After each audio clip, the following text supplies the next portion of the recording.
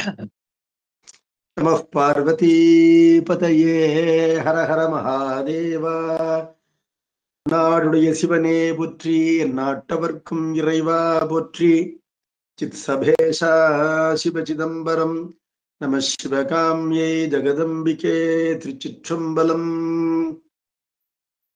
பேசும் பொருளுக்கு இலக்கிதமாம் பேச்சிறந்த மாசில் மணியின் மணி வார்த்தை பேசி பெருந்துறையே என்று பிறப்பறுத்தேன் நல்ல மருந்தின் அடியன் மனத்தே வைத்து எழ்களின்றி இமயவர் கோனை ஈசனை வழிபாடு செய்வாள் போல் உள்ளத்து உள்கி உகந்து உமை இனங்கை வழிபடச் சென்று நின்றவா கண்டு வெள்ளங்காட்டி வெருட்டிட அஞ்சி வெறுவி ஓடித் தழுவ வெளிப்பட்ட கள்ளக்கம்பனை எங்கள் பிரானே காண கண் அடியேன் பெற்றவரே. மதிவளர் சடைமுடி மன்றுளாரை முன் துதிசையும் நாயன்மார் தூய சொன்மலர் புதிநலன் நுகர்தரு புனிதர் பேரவை விதிமுறை உலகினில் விளங்கி வெல்கவே. திருச்சிற்றம்பலம். பெரியோர்களே, பெரிய பிரமகனார் சிவஞான முனிவர் அருளி செய்துள்ள காஞ்சி புராணம் தொடங்கி இருக்கின்றோம். அதன்கண் பாயிரம் முடிந்து திருநாட்டு படலம் தொடங்குகின்றோம். கண்டக நாடு என்று சொல்லப்படுகின்ற தொண்டை நாடு, அதனுடைய வளத்தினை கூறப்போகின்றார். அந்த வளத்தினை எவ்வாறு கூறுவார் என்று கேட்டால், அங்கு வான் சிறப்பினை முதலிலே கூறுவார். மழையின் சிறப்பு, மழையினால் உண்டாகின்ற பாலி ஆறு அதனுடைய சிறப்பு, அது வளம் செய்கின்ற நாநிலங்கள், அந்த நால்வகை நிலங்களின் சிறப்பு, இவற்றை எடுத்துக்கூறு முகத்தினாலே தொண்டை நாட்டினுடைய இயற்கை மற்றும் செயற்கை வளங்களை நமக்கு அறிவிப்பார். படலம் பாடல் பாடலாக பார்ப்போம். பணங்கொள் பாம்பணி கம்பனார் பனிவரை பயந்த அணங்கினோடு என்றும் அமர்ந்து இனிது அரசு விற்றிருக்கும் உணங்கரும் புகழ் காஞ்சியை அகந்தழி உம்பர் வணங்க மேவரும் பாலிநாட்டு அணிநலம் வகுப்பாம். தொண்டை நாட்டினை பாலிநாடு என்று கூறுகின்றார். சோழ நாட்டினை காவிரி நாடு என்று கூறுவதை போல, பாண்டி நாட்டினை வையை நாடு என்று கூறினால் அதனை போல, இங்கு தண்டக நாடாகின்ற தொண்டை நாட்டினை பாலிநாடு. அங்கு பல நதிகள் இருந்தாலும் முக்கியமான நதி பாலி. பாலி என்பதுதான் பாலாறு என்பதனால பாலிநாடு என்று கூறுகின்றார். அந்த பாலிநாட்டிலே திரு ஓத்தூர் உள்ளிட்ட பல நகரங்கள் இருந்தாலும் தலையாயது காஞ்சிமா நகரம். அங்கு பெருமாட்டியோடு பெருமான் காமாட்சி சமேத ஏகாம்பரநாதர் அரசு விற்றிருக்கின்றார். பணங்கொள் பாம்பணி கம்பனார். பணம் என்பது பாம்பினுடைய படம். படத்தோடு கூடிய பாம்பினை அணிகலன்களாக திருமேனி முழுவதும் கொண்டிருக்கின்ற கம்பனார். கம்பன் என்பது இறைவனுடைய பெயர். ஏகாம்ர விருட்சத்தின் மூலத்திலே தோன்றிய லிங்கம் ஏகாம்ர லிங்கம். ஏகம் என்றால் ஒன்று, ஆமரம் என்றால் ஒற்றை மாமரத்தின் மூலத்திலே தோன்றிய பெருமான். சோலைகளாக இருக்கின்ற மாஞ்சோலையிலே காணப்படாமல் தனித்து ஒற்றையாக காணப்பட்ட மாமரத்தின் மூலத்திலே காட்சி கொடுத்த பெருமான் என்பதனால அவனுக்கு ஏகம்பன் என்று பெயர்.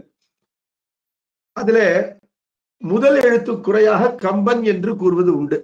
தாமரையினை மறை என்று கூறுவதை போல, உமாபதியை மாபதி என்று கூறுவதை போல ஏகம்பனை கம்பன் என்று கூறுகின்ற வழக்கம் உண்டு. அந்த கம்பனார் பனிவரை பயந்த அணங்கினோடு,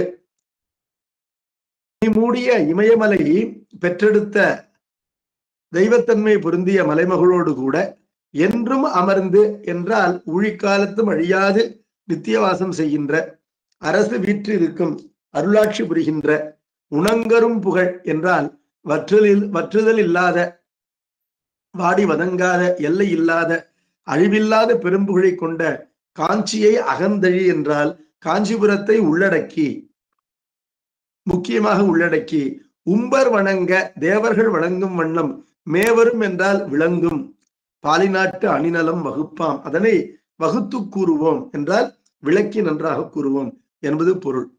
தொகுப்பாம் என்றால் விரியாது கூறுவோம் என்பது பொருள். வகுப்பாம் என்றால் விரித்தே கூறுவோம் என்பது பொருள். ஒரு வெண்மையான முகில் தொண்டை நாட்டிலே மழை பொழிந்து பாலி நதி உண்டாகின்றது, அதனை கூறுவார். கடல் கடைந்திடச் செல்லுறும் வெள்ளைமால் கடுப்ப படலை வெண்முகில் பறவை நீர் உழக்கி வாய்மடுத்து விடம் எழுந்தன மீண்ட அம்மாயனை விழைய உடல் கருத்து விண்ணெறி படர்ந்து ஒய்யன மீண்டு. ஒரு வெள்ளை மேகம் சென்று கடலினுடைய வயிற்றிலே இருக்கின்ற நீரினை தன்னுடைய வேட்கை தனிய நிரம்ப குடித்ததாம். அந்த செயல் எதனை போன்றிருந்தது என்று கேட்டால், முன்னர் பார்க்கடலை கடைந்திட சென்ற வெள்ளைமால் கடுப்ப அந்த வெண்முகில் இருந்தது. அது கடல் நீரை உண்டு கருமுகிலாவதற்கு முன்பாக வெண்முகிலாகத்தானே இருக்கும். அந்த வெண்முகில் வெள்ளையான மாலினை போல் இருந்தது என்று சொன்னார். திருமாலை கருமால் என்று பல நூல்களும் கூற, இங்கு ஆசிரியர் வெள்ளைமால் என்று கூறுகின்றாரே என்று கேட்டால், பார்க்கடலிலே எழுந்த ஆலகால விடத்தினுடைய வெப்பத்தினால் திருமால் மேனி கருகினாரே அல்லாமல், அந்த கடலை கடைவதற்கு முன்பாக கடலை கடையச் சென்ற திருமால் வெள்ளை நிறம் கொண்டிருந்தார் என்று இங்கு நமக்கு ஆசிரியர் அறிவுறுத்துகின்றார்.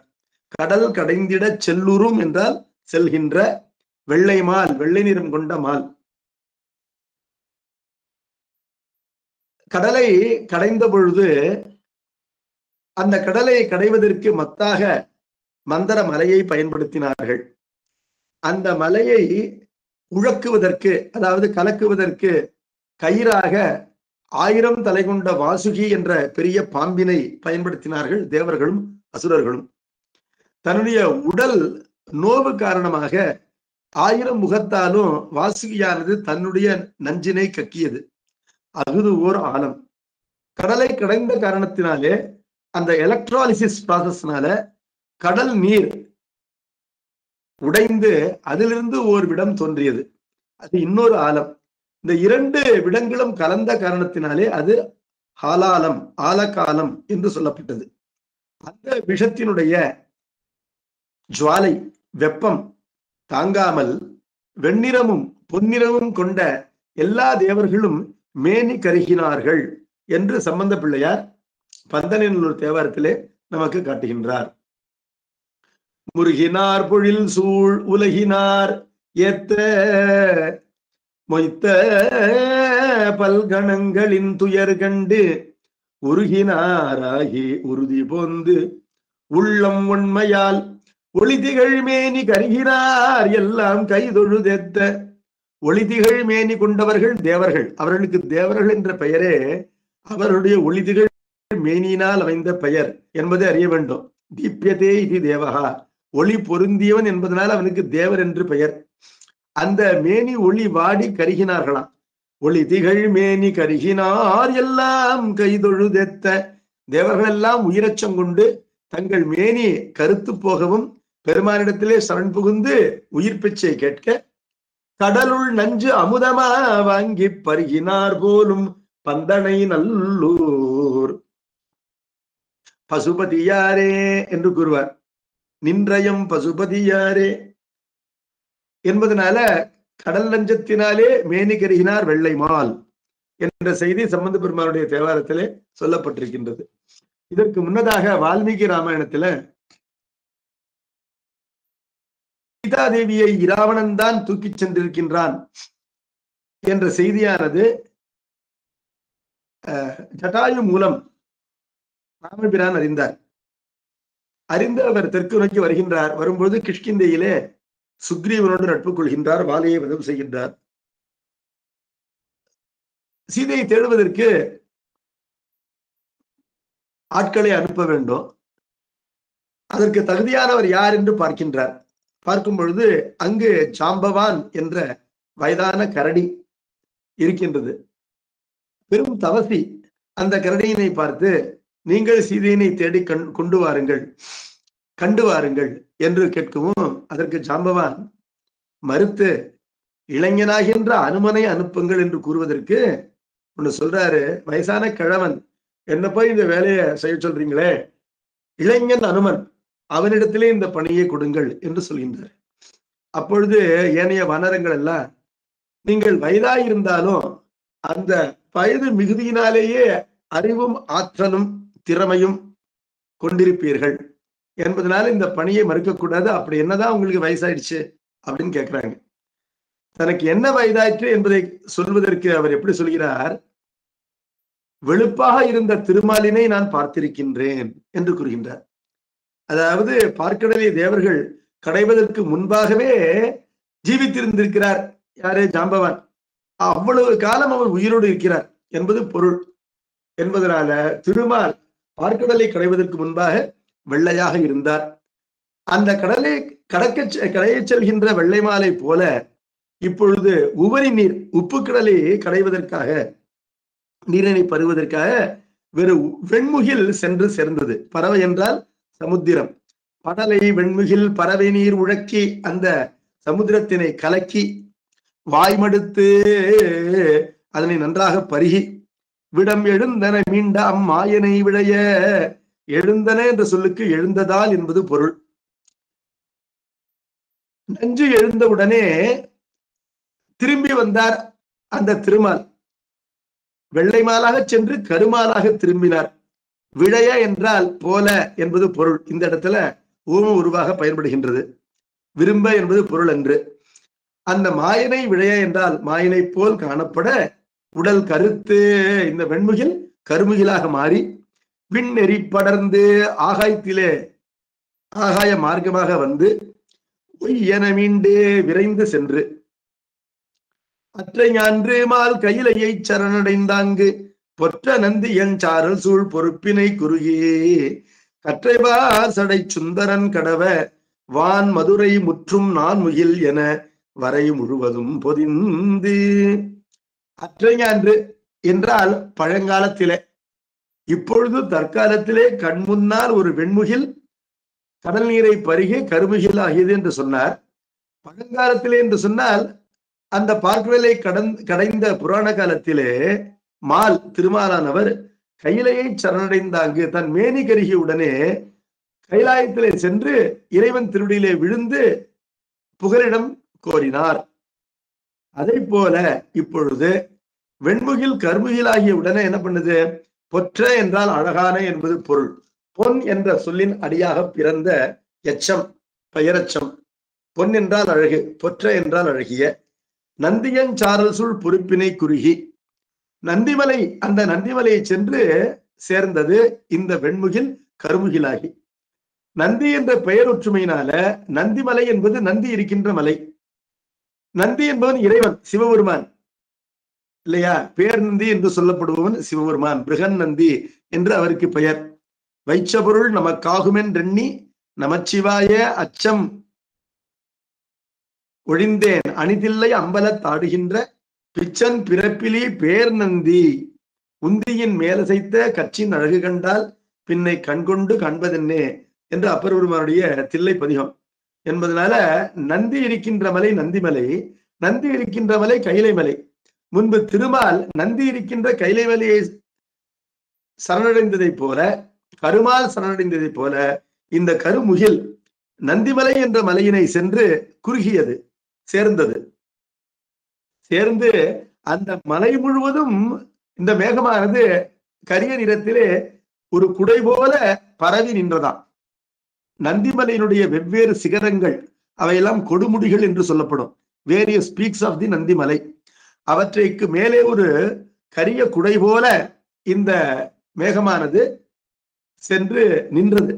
அது எதனை போல் இருந்தது என்று கேட்டால், முன்னர் வருணன் மதுரையை அழிப்பதற்கு பெரிய மழையை கொடுத்த பொழுது அந்த மழையானது மதுரையை அழித்து விடாமல், ஒரு துளி மழை நீர் கூட மதுரை மீது விழாமல் இறைவன் தன்னுடைய சடையிலிருந்து 4 மேகங்களை அனுப்பி அந்த மேகங்கள் மதுரை மாநகரம் முழுவதும் ஒரு பந்தல் போல கைகோர்த்து நின்று காத்தன. மதுரைக்கு 4 மேகங்களினாலே பந்தலிட்டார் இறைவன். அதனால மதுரைக்கு நான் மாடக்கூடல் என்ற திருப்பெயர் உண்டாயிற்று. அதனை நினைவூட்டும் வகையிலே நந்திமலையினுடைய கொடுமுடிகளை சிகரங்களை மறைத்தபடி இந்த ஒரு முகிலானது பறந்து நின்றது.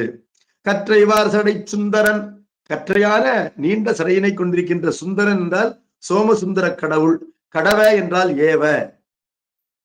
வான் மதுரை முற்றும் நான்முகில் என உயர்ந்த மதுரை மாநகரத்தை சென்று சூழ்ந்த, முற்றும் என்றால் சூழும், நான்முகில் 4 மேகங்கள், அந்த 4 மேகங்களும் இறைவனுடைய சடையிலிருந்து தோன்றிய மேகங்கள் என வரை முழுவதும் பொதிந்து மலை முழுவதும் சென்று சேர்ந்தது இந்த முகில் மேகமானது.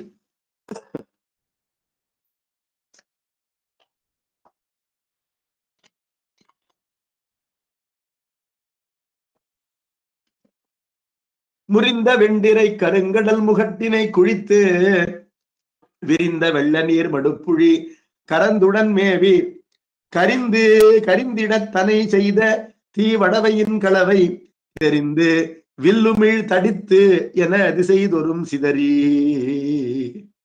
முறிந்த வெண்டிரை கருங்கடல் முகட்டினை குழித்து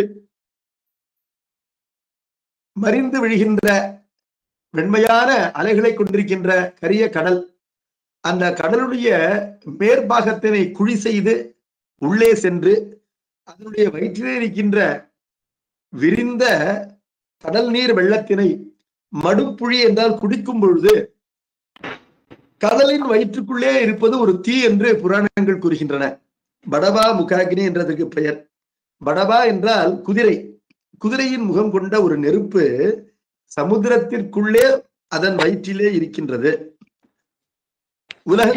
உலகங்கள் சமுத்திரத்திலே புக்கு அழியும் பொழுது அந்த நெருப்பு மேலிடும் என்று கூறப்படுகின்றது. அந்த நெருப்பு என்ன பண்ணுது, இந்த மேகமானது கடலுடைய முகட்டினை, அதாவது மேற்பரப்பினை உடைத்து கொண்டு உள்ளே சென்று கடல் நீரினை பருகும் பொழுது அந்த நீரோடு மறைந்து இந்த நெருப்பும் மேகத்தினுடைய வயிற்றுக்குள் புகுந்து கொண்டதாம். புகுந்து கொண்டு அது என்ன செய்தது, இந்த வெண்முகிலினுடைய உடம்பு கருகி போகும்படி தன்னுடைய சூட்டினாலே தீத்தது. இவ்வாறு அது களவு செய்கின்றது, அதாவது மறைந்து நின்று தன்னை ஏமாற்றுகின்றது என்பதை அறிந்த அந்த வெண்முகில் என்பது தன் வயிற்றுக்குள் புகுந்து கொண்ட வடவை தீ என்ற தீயினை வெளியிலே தன் வாய் மூலம் துப்பி வெளிக்கொட்டுவதைப் போல, அதாவது நம்ம வயிற்றுக்குள்ள பொருந்தாத ஒரு உணவு சென்று விட்டது என்றால் வாந்தி எடுக்கிறோம், அதை போல இந்த முகில் என்ன பண்ணுது, இந்த நெருப்பினை கக்க வேண்டும் என்று சொல்லி அந்த நெருப்பினை கக்கியதை போல மின்னல்களை உண்டாக்கியது. வில் என்றால் ஒளி, ஒளியினை உமிழ்கின்ற தடித்து, தடித்து என்பது ஒரு சொல், அது எச்சம் இல்லை, அது பெயர் சொல். தடித்து என்ற சொல்லுக்கு மின்னல் என்பது பொருள். ஆகவே ஒளியினை உமிழ்கின்ற மின்னல் என்ற மின்னல் வடிவத்திலே அந்த வயிற்றிலே புகுந்து கொண்ட வடவை தீயினை உமிழ்வதைப் போல எல்லா திசைகளிலும் சிதறியது இந்த கரிய மேகம். கான்ற அக்கனல் மீட்ட அடையா வகை கருதி வான்றனில் குனி சிலையன தடையினை வயக்கி ஏன்ற நீ எதிர்த்தனையாயிடின் இன்னே ஊன்றனோடு உயிர் குடிப்பல் என்று உறும் ஒலி எழுப்பி. கான்ற அக்கனல், தன்னுடைய மேனியை எரித்த அந்த நெருப்பு, வடவை நெருப்பு மீட்டு அடையா வகை கருதி திரும்பவும் தன்னை அடையக்கூடாது, அதனை மின்னல் வடிவத்திலே வெளியில துப்பியாகிவிட்டது. இப்பொழுது மீண்டும் தன்னை சேரக்கூடாது என்பதற்காக ஒரு தடுப்பு அணை வைக்க வேண்டும். அந்த தடுப்பணையை போல இந்திரதனுஷ் என்று சொல்லப்படுகின்ற வானவில்லினை இந்த கரிய மேகம் உண்டாக்கியதாம். மழைக்காலத்திலே கார்மேகத்திற்கு எதிரிலே அந்த சூரியனுடைய ஒளியானது டிஸ்பர்ஸ் ஆகும் பொழுது 7 நிறங்கள் கொண்ட வானவில் உண்டாகும். அந்த வானவில்லினை மின்னலானது மீண்டும் தன் வயிற்றுக்குள் புகாவண்ணம் அணை கோலியதைப் போல, தடுப்பணை கோலியதைப் போல மேகமானது உண்டாக்கியது என்று இங்கு தற்குறிப்பேற்றம் செய்கின்றார்.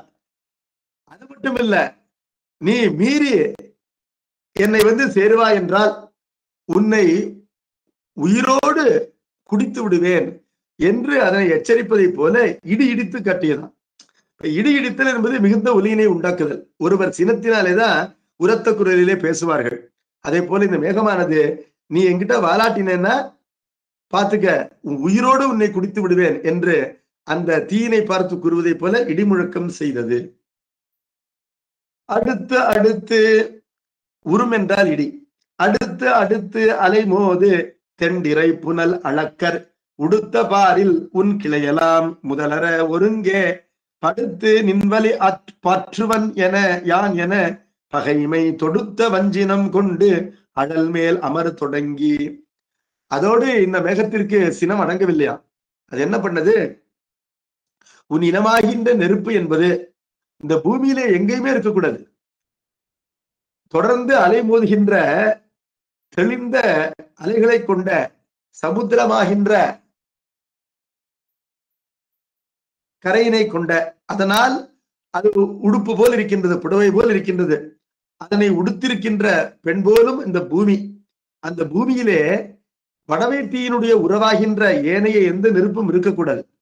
இந்த அடியோடு களையப்பட வேண்டும் என்று சொல்லி பெரிய மழையை இந்த முகிலானது பொழிய ஆரம்பித்தது.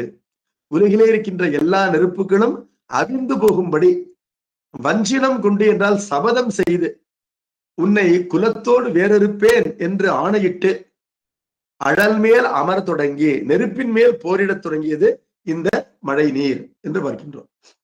அப்படி இருக்கும் பொழுது இதற்கு ஏதாவது எக்ஸப்ஷன் உண்டா, விதி விலக்கு உண்டா என்று கேட்டால் உண்டு. என்ன என்றால், தில்லை அம்பலத்திலே நடராஜ பெருமான் ஆடும் பொழுது அவருடைய கையிலே எழுந்திருக்கின்ற நெருப்பும் உலகத்திலே அறங்கள் வாழ வேண்டும் என்பதற்காக மழை பொழிவதற்காக அந்தணர்கள் வேள்வி செய்கின்றார்கள்.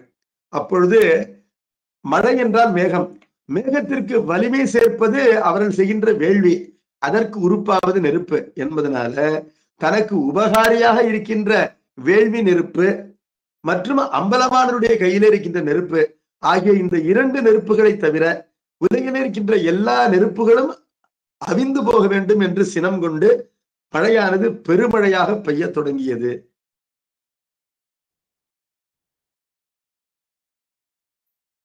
பெய்தவன் பேரு மழை உலகமுய்ய செய்தவன் ஊரை வீடம் திருவல்லமே என்று சம்பந்த பெருமானுடைய தேவாரம்.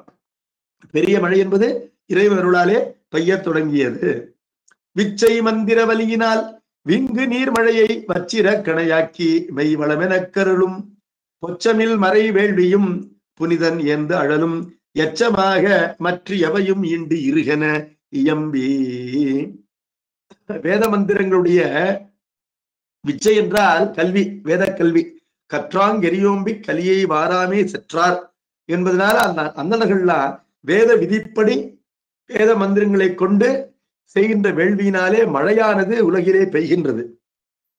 அப்ப என்பதனால அதுதான் திருப்பாசுரத்தினுடைய முதற்பாடலுக்கு பொருளாக சேக்கிழார் பெருமானும் உரைக்கின்றார். வேள்வி நற்பயன் வீழ்புனல் என்று கூறுகின்றார். ஆகவே மழைக்கு உதவி செய்கின்ற ஒரு நெருப்பு உண்டு, அந்த நெருப்போடு நட்பு செய்கின்றது மழை என்பதனால எனக்கு மெய்வளம் தருகின்ற நெருப்பாகின்ற அந்தனர் வேள்வி நெருப்பு அதுவும் புனிதனாகின்ற அம்பலவானருடைய கையிலே ஏந்துகின்ற நெருப்பு அதுவும் ஆகிய இரண்டு நெருப்புகள் தவிர அவை நீங்க மற்ற எவையும் ஈண்டு இருக, மற்ற எல்லா நெருப்புகளும் அழிக என்று சொல்லி காட்டகங்களும் கடையினரல் கதிர்மணிச்சிமைய கோட்டகங்களும் குளிர் புனல் கழனி சூழ் குலவு நாட்டகங்களும் பரல் முரம்படுத்து எரி நடஞ்சை மோட்டகங்களும் முழுவதும் குளிர்கொள்ளச் சொரிந்து. முல்லை, குறிஞ்சி, மருதம், பாலை ஆகிய 4 நிலங்களிலும் மழையானது பெரிய மழையாக பெய்கின்றது. இந்த நிலங்களில் இருக்கின்ற எல்லா வகை நெருப்புகளும் அழியட்டும் என்று சொல்லி சினம் கொண்டு பெரிய மழை கிளவுட் பஸ்ட் ஏற்படுகின்றது. நெய்தல் நிலம் மட்டும் இங்கு விடப்பட்டிருக்கின்றது. அதற்கான காரணத்தை பின்னால் நாம் ஊகித்து உணரலாம். முதலிலே மழையானது காட்டிலே பெய்கின்றது. காட்டகங்களும், காட்டினை தொடர்ந்து மேகமானது எழும்பி மலை உச்சிக்கு செல்கின்றது. மேகமானது மேலெழுந்தும் செல்லும், கீழிறங்கியே வரும். 2 தன்மைகளும் கொண்டது. ஒரு கருவு போல மேகத்தினுடைய ஒரு கருவுக்கு எப்படி வந்து மேக்சிமம் மினிமம் காணப்படுகின்றதோ அது மேகத்தினுடைய செலவு பயணத்திற்கும் ஒரு உச்சி காணப்படும், ஒரு தாழ்ச்சி காணப்படும். காட்டிலே பெய்ய ஆரம்பித்த மழை, ஏன் காட்டிலே அந்த நந்தி மலையிலேயே தோல் என்று சொல்லப்படுகின்ற பகுதியிலே காட்டிலே மழையானது முதலிலே பெய்ய ஆரம்பித்தது due to transpiration of the trees. அது வந்து உதவி செய்வதனால மழை ஆனது அங்கு முதலிலேயே தோன்றுகின்றது. பிறகு அந்த மேகமானது காற்றினால் அழைக்கப்பட்டு மேலெழுந்து சென்று மலை உச்சியிலே மழை பெய்கின்றது. காட்டகங்களும், கழை என்றால் மூங்கில், கழை நரல். மூங்கில் வந்து தனியாக காணப்படாது என்றைக்குமே. மூங்கில் என்பது கூட்டமாகத்தான் தோன்றி வளரும். அது காற்றிலே ஒன்றோடொன்று உராய்ந்து ஓசை உண்டாக்கும். கோடை காலத்திலே பகலிலே இந்த உராய்வினால காற்று தீ கூட உண்டாகும். இப்பொழுது கார்காலம் என்பதனால அந்த ஆபத்திற்கு வாய்ப்பில்லை, ஓசை மட்டும் உண்டாகின்றது. கழையினரல், மூங்கில்கள் ஒலி செய்வதும் கதிர்மணி ஒளிவிடுகின்ற மாணிக்கங்கள் விளைவதுமாகின்ற சிமய கோட்டகங்களும். சிமயம் என்றால் கொடுமுடி, அதாவது பீக், சிகரம். சிகரங்களோடு கூடிய கோட்டகங்கள் என்றால் வளைந்த இடங்கள், அதாவது மலை உச்சிகளும்.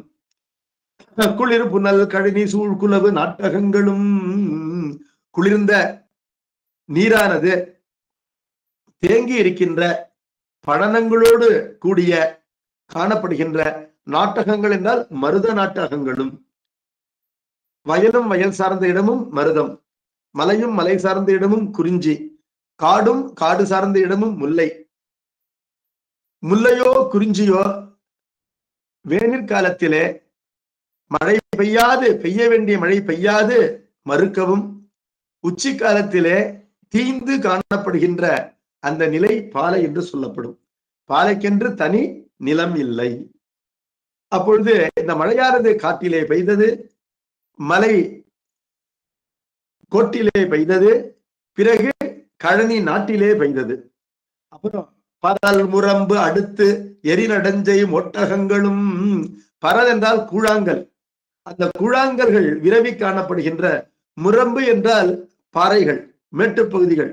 அவற்றினை தொடர்ந்து எரிநடஞ்சை என்றால் பூமியானது கொதிக்கின்ற என்பது பொருள். எரி என்றால் சூடு, எரி என்றால் நெருப்பு, அதன் குணத்திற்கு ஆகி வந்திருக்கின்றது. முதலாகு பெயர் என்று கூறுவார்கள். அந்த சூடு நடந்து போகும் பொழுது தாங்க முடியாத சூட்டினை உண்டாக்குவது பாலைவனம். நடஞ்சை என்றால் காணப்படுகின்ற. மோட்டகங்களும் என்றால் மேட்டுப்பகுதிகளும். பாலை நிலம் என்பது மோட்டகம், மேட்டுப்பகுதியாக காணப்படுகின்ற இடம் முழுவதும் குளிர்கொள்ளச் சொரிந்து இந்த 4 நிலங்களும் குளிர்ந்து போகும்படியாக மழையானது பெய்து. இற்றொழிந்தன ஒழிய மற்ற எஞ்சிய எரிபோய் கற்ற வேதியர் வேள்வியன் சாலையுள் கரப்ப உற்றவா கண்டு தன் சின கனலையும் உருவி வெற்றி மாமுரசியன மறை பேரொலி விளக்கி. இவ்வாறு 4 நிலங்களிலும் மழையானது நெய்தல் நிலம் ஒழிய பெய்ய, அல்லது உபலட்சணத்தினாலே நெய்தல் நிலத்தையும் இங்கு கொள்ளலாம். நெய்தல் நிலத்திலும் பெய்ய என்று கொண்டு குறிஞ்சி முல்லை மருதம் பாலை நெய்தலாகின்ற எல்லா நிலங்களிலும் மழையானது விடாது பெய்து அந்தந்த நிலங்களிலே இருந்த நெருப்புகள் எல்லாம் அழிந்து போய் அதிலே எஞ்சிய நெருப்பானது உயிரச்சம் கொண்டு ஓடி போய் வேதியர்களுடைய வேள்விச்சாலைக்குள்ளே மறைந்து கொண்டனவாம் உயிர் வாழ்வதற்காக. அவ்வாறு அவைகள் அஞ்சி போய் ஓடி ஒளிந்ததை கண்டு இரக்கம் கொண்டு தன்னுடைய சினக்கனலையும் உருவி இந்த மேகமானது தன்னுடைய கோபத்தீயையும் நீக்கி. ஒருவுதல் என்ற சொல்லு தன்வினை பிறவினை ஆகிய இருவினைகளுக்கும் பொதுவாகின்ற சொல். ஒருவி என்றால் நீங்கி என்றும் பொருள் கொள்ளலாம், ஒருவி என்றால் நீக்கி என்றும் பொருள் கொள்ளலாம். சில பேரோட நட்பு செய்வது தவறு. குணமற்றவர்களோட நமக்கு நட்பு ஏற்பட்டு விட்டால் அதை எப்படியாவது டெர்மினேட் பண்ணணும். அந்த நட்பினை டெர்மினேட் பண்றதுக்கு காசு கொடுத்தாலும் டெர்மினேட் பண்ணணும். இப்ப அவங்க கடன் கேட்கும்போது கொடுத்துடுறோம்னு வச்சுங்களேன், அப்புறம் நம்ம கடனை மீட்டு கேட்போமோ என்று சொல்லி அவங்க நம்மளை பார்க்காமலே விலகி சென்று விடுவார்கள். அப்படி கூட ஒரு காசு கொடுத்தாவது கூடா நட்பில் இருந்து விலக வேண்டும் என்று வள்ளுவர் கூறுகின்றார். ஒன்று ஈத்தும் ஒருவக ஒப்பிலார் நட்பு. ஏதாவது பணம் காசு கொடுத்தாவது ஒப்பிலார் நட்பு. நம்மோடு யார் நட்பு செய்ய பொருத்தமற்றவர்களோ அந்த பொருந்தாத நட்பிலிருந்து ஒருவுக என்றால் நீங்குக என்றும் பொருள், அந்த நட்பினை நீக்குக என்றும் பொருள். அப்ப நாம் நீங்குவதும் அங்கு பொருளாகின்றது, அந்த நட்பு நம்மிலிருந்து நீக்கப்படுவதும் பொருளாகின்றது. ஒன்று ஈத்தும் என்பதனால தன்வினை பிறவினை இரண்டிற்கும் பொதுவாக ஒருவுக என்ற சொல்லினை அங்கு பயன்படுத்தியிருக்கின்றார். அதுபோல இந்த உண்டாகின சினமாகின்ற நெருப்பு தன்னை விட்டு நீங்கியது என்றும் கொள்ளலாம், அல்லது இரக்கம் கொண்டு தான் அதனை நீக்கி கொண்டது கைவிடுத்தது என்றும் கொள்ளலாம். இவ்வாறு சினக்கனலையும் உருவி வெற்றி மாமுரசு என மறைப்பேரொலி விளக்கி, அந்த முகிலுக்குள்ளே மறைந்திருக்கின்ற பேரொலி, அந்த பேரொலி ஆகின்ற இடி முழக்கம் அதனை இப்பொழுது இடித்து காட்டியது. இப்பொழுது எதற்கா இடித்து காட்டியதுன்னு கேட்டா, முன்னர் போருக்கு செல்பவன் போர் முரசு போல இடித்தது, இப்பொழுது போர் நின்ற நிலையிலே வெற்றி கொண்டவன் வெற்றியினை அறிவிக்கின்ற வெற்றி முரசு போல அது இனிமையாக இடித்தது. அந்த பெரிய ஒலியினை விளக்கி பிறகு இப்பொழுது வெற்றி கொண்டு விட்டது. வெற்றி என்பது ஒரு மனிதனுக்கு இரண்டு விதமாக வரும். எப்படி? இல்லாதவர்களுக்கு கொடுத்து கொடுத்து அப்படி ஒரு புகழ் வரும். இன்னொன்று பகைவர்களை அடக்கி அவரோடு போரிட்டு வெற்றி பெற்று ஒரு புகழ் வரும். கொடுத்து வருகின்ற புகழ் அதற்கு கீர்த்தி என்று பெயர். பகைவரை அடக்கி வருகின்ற புகழ் அதற்கு பிரதாபம் என்று பெயர். இப்பொழுது இந்த மேகத்திற்கு கீர்த்தியும் தோன்றிவிட்டது, பிரதாபமும் தோன்றிவிட்டது. அந்த கீர்த்தியையும் பிரதாபத்தையும் காட்டுவதை போல இந்த மழை பெய்த இந்த நிலையிலே கீர்த்தி அதனுடைய நிறம் என்பது வெளுப்பு என்று நூலிலே கையாளுகிறார்கள். ஒருவருடைய புகழ் வெண்ணிறமாக இருக்கும், ஒருவருடைய வெற்றி செந்நிறம் கொண்டிருக்கும். இவ்வாறு இந்த பண்புகளுக்கு கூட நிறம் உண்டா என்று கேட்டால் உண்டு. வளம் என்பது பச்சை நிறத்தினாலே சொல்லப்படும், அறியாமை என்பது வெண்ணிறத்தினாலே சொல்லப்படும், தூய்மை என்பதும் வெண்ணிறத்தினாலே சொல்லப்படும், செப்பம் அதாவது ரெக்டிடியூட் நேர்மை என்பது செந்நிறத்தினாலே சொல்லப்படும், சினமும் செந்நிறத்தினாலே சொல்லப்படும், வெற்றியும் செந்நிறத்தினாலே சொல்லப்படும், செப்பம் அதாவது நேர்மையும் செந்நிறத்தினாலே சொல்லப்படும், அறியாமை கருநிறத்தினாலும் கருமையினாலும் சொல்லப்படும் என்று பார்க்கின்றோம். திருக்குவளையாரிலே குயிலானது தலைவனை பிரிந்திருக்கின்ற தலைவி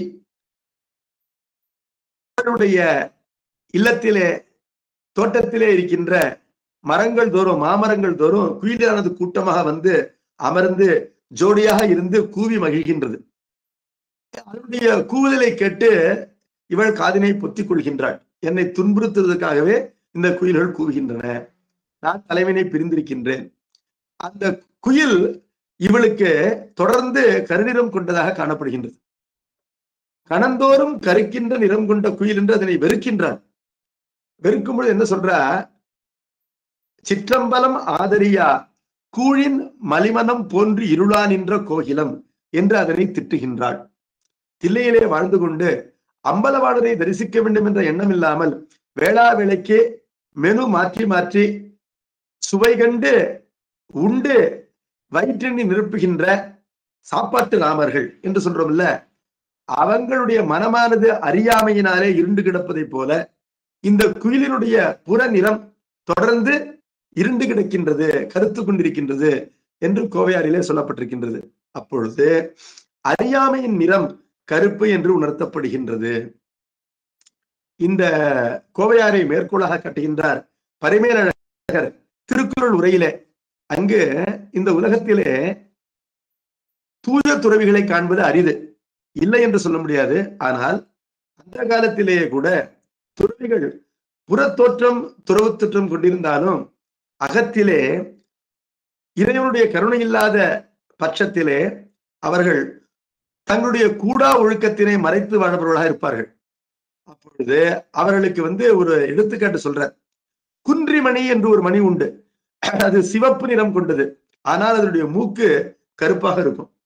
அப்ப புறம் குன்றி அணையரேனும் அகங்குன்றி மூக்கிற்கரியார் உடைத்து என்ற குறளிலே வள்ளுவர் வெளித்தோற்றம் சிவப்பாக செப்பத்தை காட்டுகின்ற துறவு தோற்றம் கொண்டிருந்தாலும் அகத்திலே குன்றிமணியை போல ஒரு பாயிண்ட் அங்கு கருப்பு இருக்கு. அவர்கள் பிறருக்கு அறியாமல் கூடா ஒழுக்கத்தை கடைபிடிப்பது என்பது அவர்கள் உள்ளத்திலே கருப்பு இருப்பதை காட்டுகின்றது. அதாவது ஒருவன் தன்னை ஏமாற்றிக் கொள்ளாமல் பிறரை ஏமாற்ற முடியாது என்பதனால ஒருவன் பிறரை உலகினை ஏமாற்றுகின்றான் என்றால் அவன் தன்னை ஏமாற்றிக் கொண்டிருக்கின்றான். தன்னைத்தானே ஏமாற்றிக் கொள்வதற்கு காரணம் அறியாமைதான். அறியாமை நிறம் கருப்பு என்று சொல்லப்பட்டிருக்கின்றது.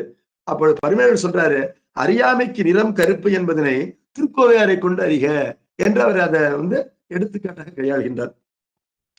அவற்றையெல்லாம் உள்ளத்திலே கொண்டிருக்கின்ற நம்முடைய ஆசிரியர் மாதவ சிவஞான முனிவர் இங்கு கீர்த்தியின் நிறம் வெண்மை என்றும் பிரதாபத்தின் நிறம் சிவப்பு என்றும் கொண்டு அந்த மழைக்காலத்திலே தோன்றுகின்ற கோபம் என்ற ஒரு பூச்சி, கோபம் என்பது இந்திர கோபம் என்ற சொல்லினுடைய சுருக்கம்.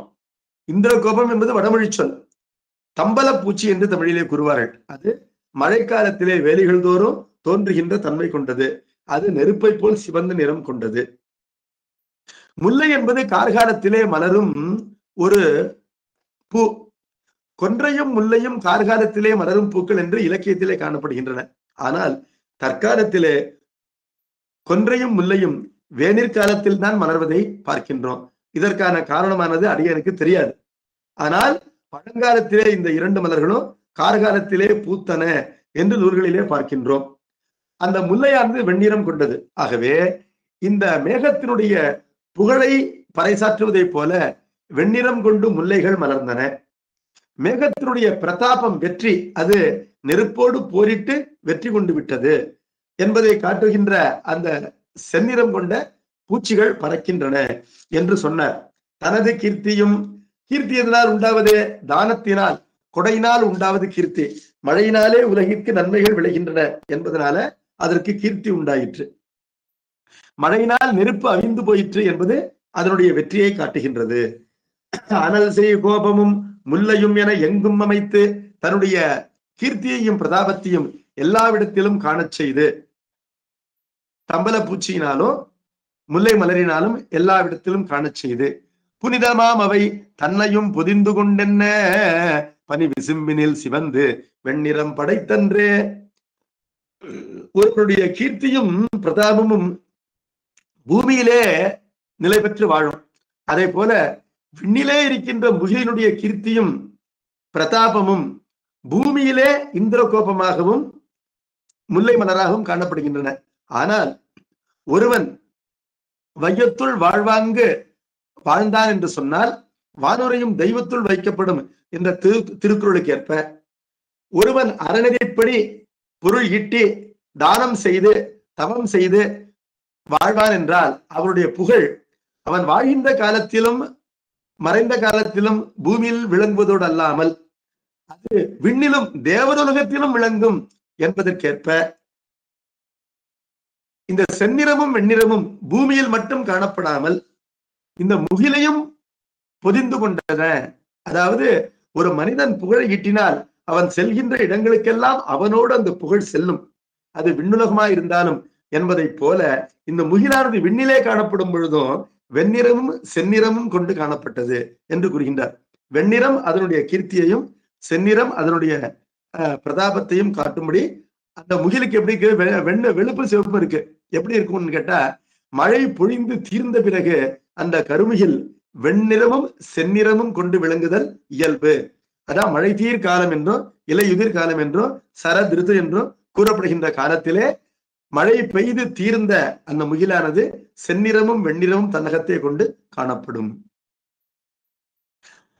அதற்கு முன்னதாக அது மழை பெய்து அதனால் உண்டாகிய பாலாறு அதனை பற்றி கூறுகின்றார்.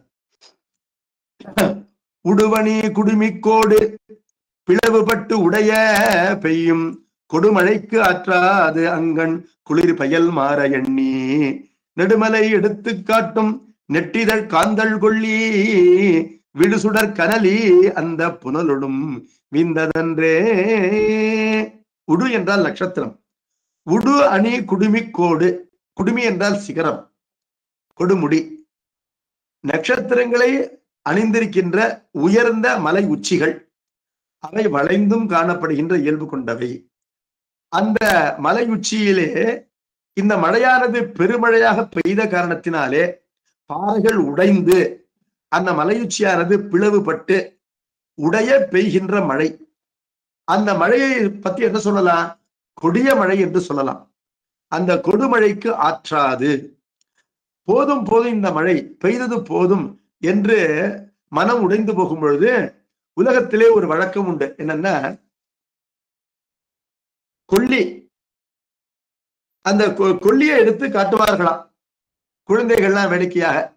மழை போரும், பெருமழை வேண்டாம் என்று சொல்வதற்கு, மழை நிற்பதற்கு உலகத்திலே கொல்லியை எடுத்து விண்ணிலே காட்டுவது என்பது ஒரு உலக வழக்கு இருக்கின்றது. அதை போல இந்த நந்திமலை என்ன செய்ததா, குளிர் பெயல் மாற எண்ணி, குளிர்ந்த மழை பொழிவு தீர வேண்டும் என்று கருதி நெடுமலை, நீண்ட உயரமான அந்த நந்திமலை எடுத்து காட்டும் நெட்டிதழ் காந்தற் கொல்லி, அது கொல்லி காட்டுவதை போல காந்தல் பூக்களை மலர்த்தியது. காந்தல் என்பது படமெடுத்தாடுகின்ற பான்மினை போல் காணப்படுகின்ற ஒரு பூ. அது மலைகளிலே ரொம்ப சர்வசாதாரணமாக காணப்படும். அது குறிஞ்சி நிறத்துக்குரிய கருப்பொருள் என்று பார்க்கின்றோம். இன்றைக்கு இமயமலையில கேதார்நாத் போற வழியிலெல்லாம் அந்த பூவினை பார்க்கலாம். தொலைவிலிருந்து பார்க்கும் பொழுது பூமியிலிருந்து ஒரு பாம்பு படம் எடுப்பதை போலவே காணப்படும். வெண்ணிறம் கொண்ட பூக்கள் இமயமலையிலே அதிகம் காணப்படுகின்றன. அவை வெண்காந்தல், வெண்கோடல் என்று சொல்லப்படும். சம்பந்த பெருமானுடைய தேவாரத்திலே இந்த கோடல் என்ற பெயரிலே இந்த காந்தல் மலர் பல இடங்களிலும் சொல்லப்படுகின்றது. அந்த கோடல் அல்லது காந்தல் செந்நிறமும் கொண்ட காந்தல் உண்டு. அது நெருப்பு பற்றி எறிவதை போலவும் காணப்படும். அது அரும்பாக இருக்கும் பொழுது பாம்பின் தலை போல காணப்படும். மறந்து விட்டால் படமெடுத்த பாம்பை போல காணப்படும். அதனுடைய இதழ்கள் நீண்டு காணப்படும் என்பதனால அந்த இதழ்களை துடுப்பு என்று கூறுவார்கள். இப்போது வாழைப்பூ, அந்த பூவினுடைய இதழ் இருக்கின்றது, அது நீண்டு காணப்படுவதனால மடல் என்று கூறுகின்றோம். அதே போலவே தாழைப்பூவினுடைய இதழ்களையும் தாழை மடல் என்று கூறுகின்றோம். அது மாதிரி தென்னம்பூவுக்கு பாலை என்று கூறுகின்றோம். அப்ப இதழ்கள் நீண்டு போகும்போது பெயர் மாற்றம் பெறுகின்றன. இந்த காந்தல் மலருடைய இதழுக்கு துடுப்பு என்று பெயர். அது நெட்டிதழ் என்று கூறுகின்றார். நீண்ட இதழ் தான் அதனுடைய துடுப்பு. அந்த காந்தலாகின்ற கொல்லியை இந்த மலையானது காட்டுவதை போல அந்த காந்தல்கள் பூத்தன. ஆனால் பெய்கின்ற மழையிலே அந்த காந்தலும் அடித்து செல்லப்படுகின்றது. அது மென்மையான பூ என்பதனால பெய்கின்ற மழையிலே அது வேரோடு அடித்து செல்லப்படுகின்றது. இது எதே போல இருக்குன்னா, கொல்லி காட்டும் பொழுது மழை பெய்து அந்த கொல்லியை அவித்து விடுவதை போன்று காணப்படுகின்றது. விடுசுடர் கனலி அந்த புனலுடும் வீழ்ந்ததென்று, புனலும் வீழ்ந்தது, கனலி என்றால் நெருப்பு, காந்தலாகின்ற நெருப்பும் வீழ்ந்தது. மழை பெய்யும் போது அதை தடுப்பதற்கு ஒருவன் கொல்லியை எடுத்து காட்டினால் கொல்லி அவிந்து போகும். அதை போல இந்த காந்தல் தோன்றிய அளவிலேயே அடித்து செல்லப்பட்டது என்று கூறுகின்றார். போதம் மேலாக பண்டே புல்லிய மலநோய் தீர்ந்தும் வாதனை தாக்குமா போல் மழை பெயல் மாறி தீர்ந்தும் காதல் செய்துறையும் புல்லும் மக்களும் கவன்று நெஞ்சம் நோதக மரங்கள் எல்லாம் நுண்டுளி துவற்றும் மாதோ. போதம் என்றால் சிவஞானம், சிவஞான போதம், சிவனை பற்றிய ஞானம். அது இந்த உயிருடைய உணர்விலே தோய்ந்து உயிரறிவு அந்த சிவானந்தத்தை துய்ப்பதற்கு திருவுருள் துணை செய்ய அதனை ஏற்று போற்றுகின்ற உயிரறிவிலே அது விளங்கி தோன்றுவதற்கு போதம் என்று பெயர். போதம் என்றால் ஞானத்தின் அனுபவம். ஞானமே வடிவாகின்ற சிவானந்தத்தினுடைய அனுபவம் உயிரறிவிலே அது தோய்ந்து வெளிப்படுவது, அது போதம். அந்த போதம் மேலிட்டது என்று சொன்னால் பண்டே புல்லிய மலநோய் தீரும். தொன்று தொற்று இந்த உயிரினை பிடித்து வாட்டுகின்ற ஆணவ மலமாகின்ற நோயானது தீர்ந்து போகும், வலி குன்றும். அப்படி தீர்ந்தாலும் உடம்பிலே உயிர் வாழ்கின்ற காலத்திலே, அதாவது ஜீவன் முக்தர்களை பற்றிய பேச்சு, உடம்பிலே உயிர் வாழ்கின்ற காலம் என்பது என்ன அப்படின்னு கேட்டா, முகர்ந்து கொண்ட வினைக்கேற்ப, அதாவது பிராரப்தம் என்று சொல்லப்படுகின்ற கொள்வினை, அதற்கேற்ப உடம்பிலே உயிர் வாழும். ஜீவன் முக்தராக இருந்து இவர்கள் சிவானந்தத்தினை பெற்றிருந்தாலும் கூட அப்படி உடம்பிலே உயிர் வாழ்கின்ற காலத்திலே ஒரு ஆபத்து இருக்கின்றது. அது என்ன ஆபத்து என்று கேட்டால், கல்வியோ செல்வமோ தவமோ ஞானமோ ஈட்டுவது எளிது காத்தல் அரிது என்பதற்கேற்ப. எதை போல என்று சொன்னால், ஒரு விளக்கினை ஏற்றுவது எளிது, காற்றடைக்கின்ற இடத்திலே அதனை காத்தல் என்பது அரிது. ஆகவே ஏற்றிய விளக்கினை காப்பதற்கு ஒருவர் ஏற்பாடுகள் செய்வதைப் போல தீட்சையினாலே மலம் நீங்கும் வண்ணம் பெற்ற ஞானத்தினை உடம்பிலே உயிர் வாழ்கின்ற காலத்திலே மலவாதனையாகின்ற காற்று தாக்கி அழித்துவிடும் என்பதை அறிந்து நாம் காத்துக்கொள்ள வேண்டும் என்பது சிவஞான போதத்தினுடைய 12வது சூத்திரத்திலே சொல்லப்பட்ட விஷயம். மாலர நேயம் மலிந்தவர் வேடமும் ஆலயம் தானும் அரண தொழுமே என்று விதிக்கப்பட்டிருக்கின்றது. அப்பொழுது சிவஞான போதம் ஏற்பட்டு அதனாலே ஆணவமல வாதனை நீங்கினாலும் கூட உடம்பிலே உயிர் வாழ்கின்ற காலத்திலே மலவாதனை என்பது தாக்கும். அது எவ்வாறு தாக்கும் என்பதை சிவஞான போதம் 9வது சூத்திரத்துல 3வது அதிகாரத்துல மேற்கோள் எடுத்துக்கொண்ட மேற்கோளுக்கு ஏதுவாக அமைக்கின்றார் ஆசிரியர் மிகின்றார். 9வது சூத்திரத்தினுடைய 3வது அதிகாரத்திற்கு மேற்கோள் என்னன்னு கேட்டா, இந்த தீட்சை பெற்ற உயிர்களும் 5 எழுத்தை விதிப்படி உச்சரிக்க வேண்டும் என்பது மேற்கோள். ஏன் உச்சரிக்க வேண்டும் என்ற காரணத்தினை ஏதுவாக கூறுகின்றார். இவ்வான்மாக்களுக்கு ஞானம் பிரகாசித்தும் அஞ்ஞானத்தை வேம்பு தின்ற புழு போல நோக்கிற்றை நோக்கி நிற்குமாகலின் என்று அதற்கு ஏது கூறினார். என்ன பொருள்னா, தீட்சை பெற்ற ஆன்மாக்களும் சிவஞானத்தை பெற்றிருந்தாலும் கூட ஞானம் பிரகாசித்தும் என்றால் ஞானத்தை பெற்றிருந்தும், ஆனால் ஆன்மாக்களுக்கு அஞ்ஞானத்தை நோக்குகின்ற மலவாதனை தாக்கும். அஞ்ஞானம் என்றால் உலக காட்சி. இறைவனுடைய காட்சி நிகழ்ந்தும் அகண்ட ஏகரசமாகின்ற இறைவனுடைய காட்சியை பெற்றோம். சுற்றறிவுக்கு ஆட்படுகின்ற பின்னரசமாகின்ற நானா பிரபஞ்சம் அந்த உலகினை நோக்குதல் என்பது மலவாதனையினாலே நிகழும். அது எதை போலன்னு கேட்டா, பெருங்காயம் வைத்த டப்பா பெருங்காயம் இல்லாவிட்டாலும் பெருங்காய வாசனை கொண்டு நாறுவதை ஒத்து, அல்லது எறும்பு தின்று பழகிய ஒரு புழு அதனை மாற்றி இடம் மாற்றி சர்க்கரையே தின்று அதனை பழக்கினால் கூட திடீரென்று வேப்பிலையோ வேப்பங்குட்டையோ அது நோக்கிவிட்டால் பழைய வாசனையினாலே அதனை தின்ன முனைவதைப் போல உடம்பிலே உயிர் வாழ்கின்ற காலத்திலே இந்த ஆபத்து இருக்கின்றது என்பதனால 5 எழுத்தினை கணித்து வர வேண்டும் விதிப்படி என்று விளக்குகின்றார்.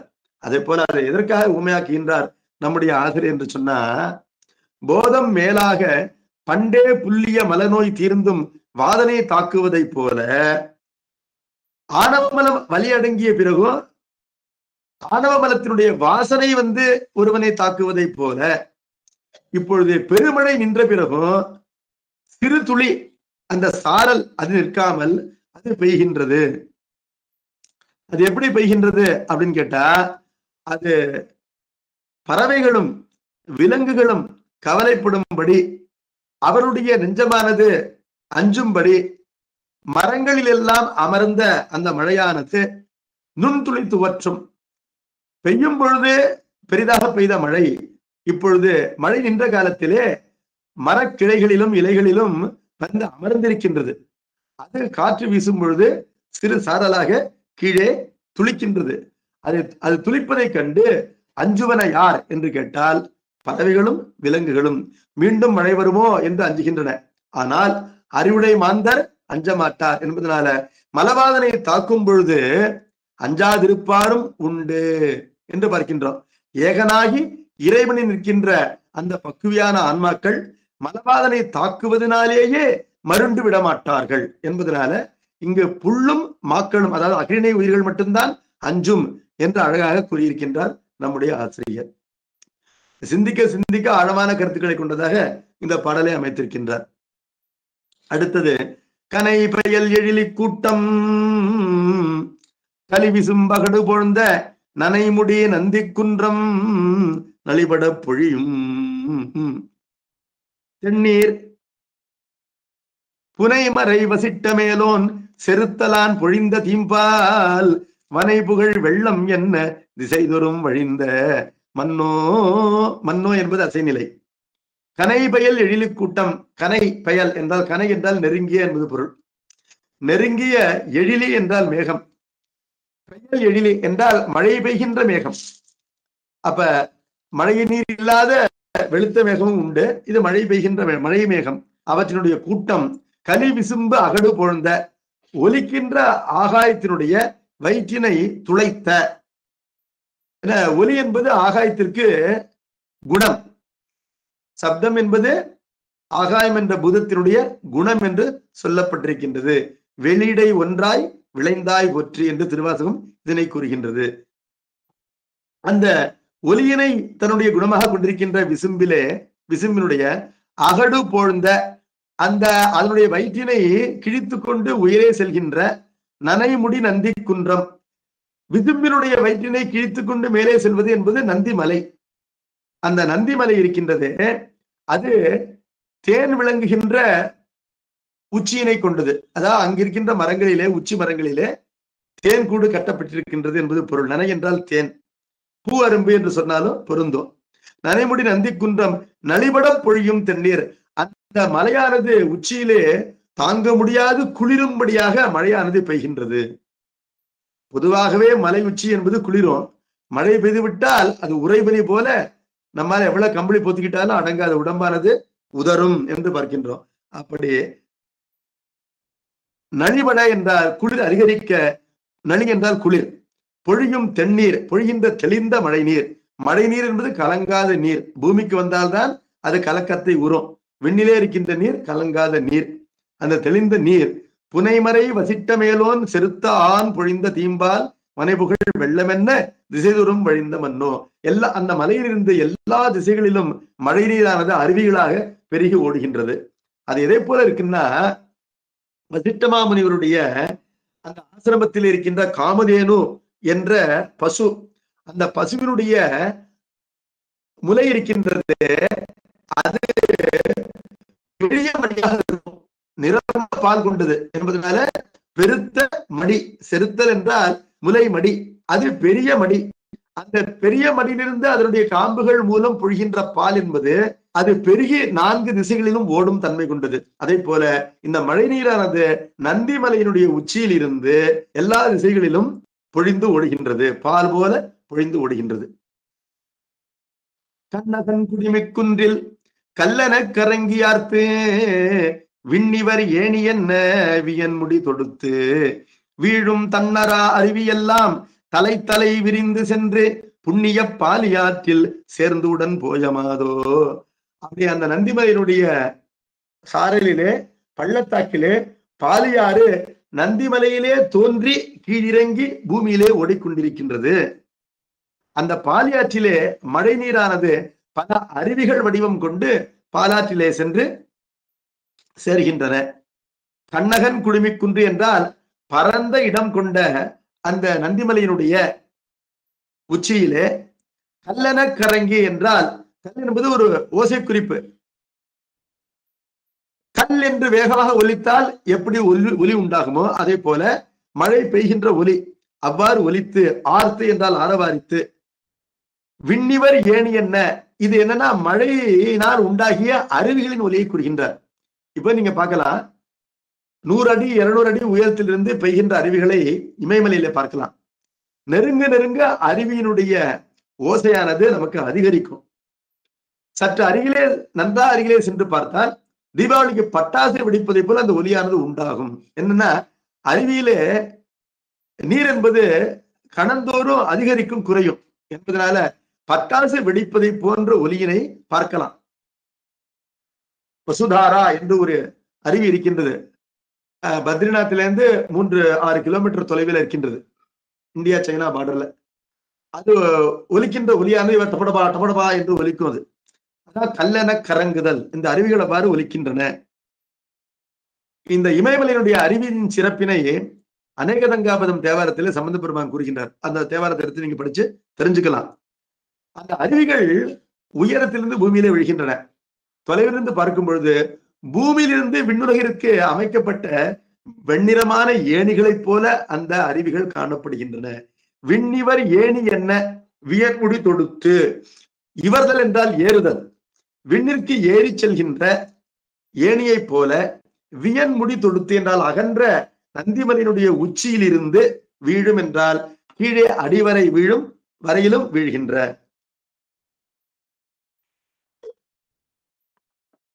பன்னரா அருவியெல்லாம் குளிர்ச்சி மாறாத அருவி. அப்பொழுது பகல் நேரத்திலே 12 மணிக்கு கோடை காலத்தில கூட அருவி நீர் சில் என்றுதான் இருக்கும். அதிலே குளிர்ச்சி என்பது மாறவே மாறாது. தன்னரா அருவியெல்லாம் தலை விரிந்து சென்று அவையெல்லாம் விரும்பியபடி வெவ்வேறு திசைகளிலே சென்று புண்ணிய பாலியாற்றில் புண்ணிய வடிவாகின்ற பாலியாற்றிலே சேர்ந்து உடன் போய அந்த பாலியாற்றோடு சேர்ந்து போகின்றன. மாதோ என்பது அதை சொல் என்று சொன்னார். இப்பொழுது இதை எங்கேயாவது எடுத்துட்டு இருக்கிறார் அப்படின்னு கேட்டா, திருக்கோவையார்ல இரவுக்குறியில முதலில் ஆரம்பத்தில் கூறுகின்றார் நம்முடைய குருநாதர் திருவாதூரடிகள், இந்த குறிஞ்சி நாட்டிலே இருக்கின்ற சிற்றூர்கள் மலையின் மடிப்புகளிலும் மலையின் உச்சிகளிலும் தோள்களிலும் குடுவிகளிலும் காணப்படுகின்ற சிறிய ஊர்கள். அந்த ஊர்களுக்கு குறிச்சிகள் என்று பெயர். குறிஞ்சி நாட்டு ஊர்கள். அந்த ஊர்களுக்கு செல்கின்ற பாதைகள், அந்த பாதைகள் எவ்வாறு காணப்படும் என்றால், விசும்பினுக்கு ஏணி என்ன ஏணி என்று காணப்படும். விண்ணுலகத்திற்கு செல்கின்ற ஏணியை போல, ஏணி அமைத்தார் போல காணப்படும். ஆனால் அவற்றை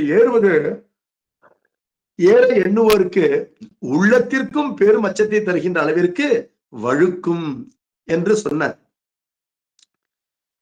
அதனை மனதிலே கொண்டு இந்த அருவிகளை விசும்பிற்கு ஏணி என்று இங்கு சிவஞான முனிவர் அமைத்திருக்கின்றார் என்று நாம் உணரலாம். பாரிடம் குழித்து வீழும் பல்வையின் அருவியெல்லாம் ஓர் இரும் பாலியாற்றின் ஒருங்கு சென்றனையும் தோற்றம் சீரிய புவனம் தோறும் சிதறிய வினைகள் எல்லாம் ஓரிடத்து ஒருவன் தன்பால் உடங்கு சென்றுறுதல் போலும். பூமியானது பள்ளமாக ஆகும்படி படபடா என்று மலை உச்சியிலிருந்து கீழே வேகமாக விழுகின்ற இந்த எல்லா அருவிகளும் என்ன பண்ணுது, சேர்ந்து போய் பெரிய பாலியாற்றிலே சேர்ந்து இந்த வெவ்வேறு உடம்புகளை கொண்டு ஓடின ஆறுகள் எல்லாம் ஓர் உடம்போடு காணப்படுவதை போல பாலியாற்றிலே சென்று அணைந்து விட்டன. இந்த தோற்றம் எப்படி நமக்கு எந்த உண்மையை காட்டுகின்றது என்று சொன்னால், எதை போல் தோன்றுகின்றது சொன்னால், ஒரு உயிரானது வெவ்வேறு உலகங்களே வாழ்ந்து ஈட்டிய வினைகள் எல்லாம் இப்பொழுது பூமியிலே ஓர் இடத்திலே ஓர் உடம்பிலே அனுபவிப்பதற்கு பயனளிப்பதை போல, அதாவது வெவ்வேறு பிறவிகளிலே வெவ்வேறு உடம்புகளிலே வெவ்வேறு உலகங்களிலே நாம் வீட்டிய நல்வினை தீவினைகளினுடைய பயனை எல்லாம் இப்பொழுது அவற்றில் தேவையானவற்றை முகந்து கொண்டு இன்று பூமியிலே ஓரிடத்திலே ஓர் உடம்பிலே நாம் நுகர்கின்றோம். அதனை போல இந்த அருவிகளின் நீரெல்லாம் பாரியாறு ஆகின்ற ஓர் உடம்பிலே சென்று சேர்ந்து விட்டன என்று கூறுகின்றார். விலகி வீழ் அறிவித்தாரை வேறு வேறாக ஓடி குலநதி பாலி வைப்பின் ஏகமாய்க் கூடும் தோற்றம் அலையில் பல் வழியும் மூதூர் அணிமையின் ஒன்றாமாறும் பல பல மதமும் ஈற்றின் ஒரு வழி படலும் போலும். இன்னும் 2 ஊமைகள் கூறுகின்றார். அதாவது அவருக்கு ஊமை கூறி மனமானது போதும் என்ற திருப்தி அடையவில்லை என்பதனாலே மேலும் 2 ஊமைகள் கூறுகின்றார். மலையிலிருந்து ஒன்றிலிருந்து ஒன்று விலகி விழுகின்ற அருவி தாரைகள், தாரை என்றால் இழிச்சி ஒழுக்குதல், அந்த தாரைகள் வேறு வேறாக ஓடினாலும் குலநதி என்றால் குலம் என்ற சொல்லு உயர்ச்சியை குறிக்கின்ற ஒரு சொல். ஜாதி மல்லிகை என்பதை போல உயர்ந்த நதியாகின்ற தெய்வ நதியாகின்ற பாலி, அந்த பாலி வைப்பு என்றால் பாலியின் எல்லை, அந்த எல்லையிலே வந்து ஏகமாய் கூடுகின்றன எல்லா அருவிகளும் பாலியாற்றிலே சேர்ந்து ஒன்றாகி அத்விதப்பட்டு நிற்றல் என்பது அந்த தோற்றம். இங்கு வெவ்வேறு அருவிகள் பாலியாற்றிலே அத்விதப்படுகின்றன. அந்த அத்விதம் எவ்வாறு தோன்றுகின்றது என்று கேட்டால், ஒரு ஊருக்கு செல்கின்ற எல்லா வழியும் ஊருக்கு நெருங்கிவிட்ட பிறகு ஒரு வழியாக ஆகிவிடும். இப்ப திருப்பெருந்துறைக்கு போறோம், காரைக்குடியிலிருந்து வருகின்ற ரோடு, அப்புறம் வந்து புதுக்கோட்டையிலிருந்து வருகின்ற ரோடு, அதுவும் இங்க ஈசிஆர்ல இருந்து வருகின்ற ரோடு, நாகுடியிலிருந்து வருகின்ற ரோடு, இந்த எல்லா சாலைகளும் அந்த வெள்ளாற்றங்கரையில சேர்ந்து ஒரே சாலையாக போய் திருப்பெருந்துறைக்கு வந்து சேரும்.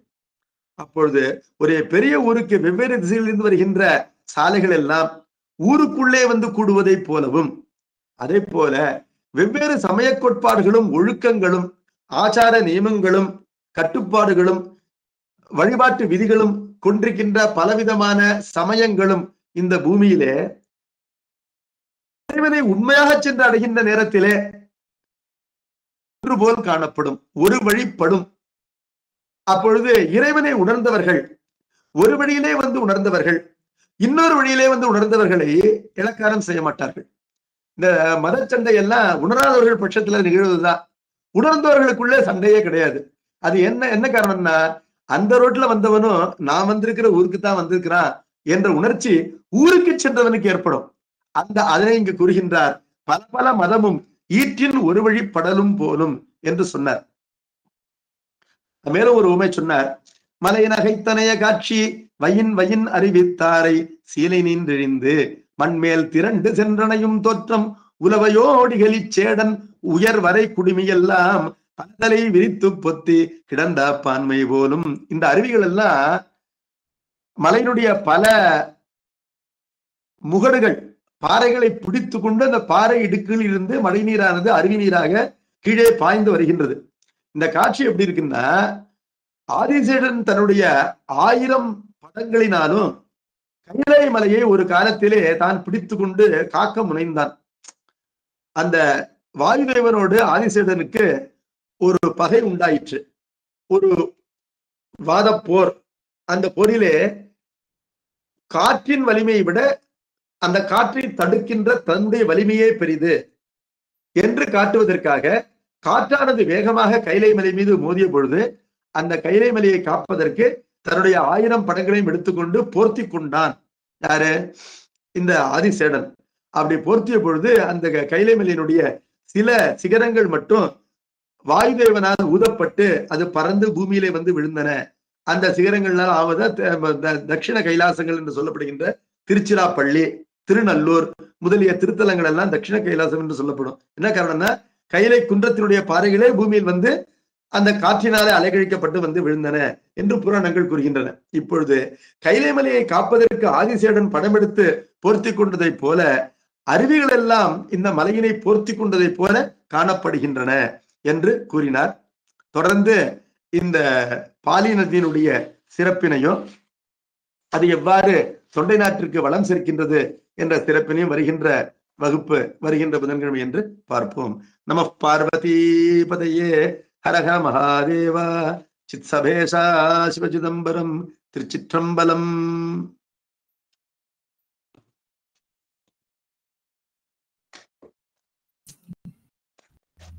சிவா ரொம்ப நன்றி சிவா. சிவா ரெக்கார்டிங் ஸ்டாப் பண்ணிட்டீங்களா? அந்த ஸ்டாப் பண்ணிடுறேன் சிவா.